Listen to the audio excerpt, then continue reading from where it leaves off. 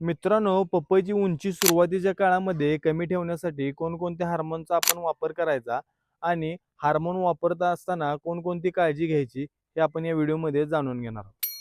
पपईची उंची कमीत कमी ठेवण्यापाठीमागचं कारण म्हणजे आपलं सेटिंग म्हणजे आपलं जे माल आहे ते जमिनीपासून कमीत कमी अंतरावर चालू झाला पाहिजे. दुसरी गोष्ट म्हणजे पपईची उंची आपण सर्वसाधारणपणे 3 ते 4 महिन्यापर्यंत म्हणजे 90 ते 120 दिवसापर्यंतच आपण लागण केल्यानंतर उंची मर्यादित ठेवण्यासाठी काम केलं पाहिजे व त्यासाठी हार्मोनचा आपण वापर केला पाहिजे.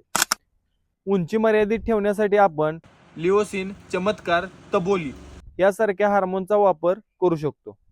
त्याबरोबरच आपण खोडामध्ये काडी खवण्याचाही प्रयोग करू शकतो. चमत्कार आणि तबोलीचा वापर करत असताना इमर्जन्सीच्या काळामध्ये म्हणजे अति पाऊस पडत आहे आणि नत्राचा झाडाला ॲक्सेस मोठ्या प्रमाणात मिळत आहे, त्या ठिकाणी आपण तबोली आणि चमत्कार सारख्या हार्मोनचा वापर केला पाहिजे. पण महत्त्वाचं म्हणजे आपण लिओसिनच्या माध्यमातून व काडी खवण्याच्या माध्यमातून पपईची उंची कमी ठेवण्यासाठी प्रयत्न केला पाहिजे. हार्मोन बरोबरच नत्राचा ॲक्सेस कमी करून त्या ठिकाणी पोटॅश आणि फॉस्फरसची मात्रा देऊन आपण उंची मर्यादित ठेवण्यासाठी प्रयत्न केले पाहिजे.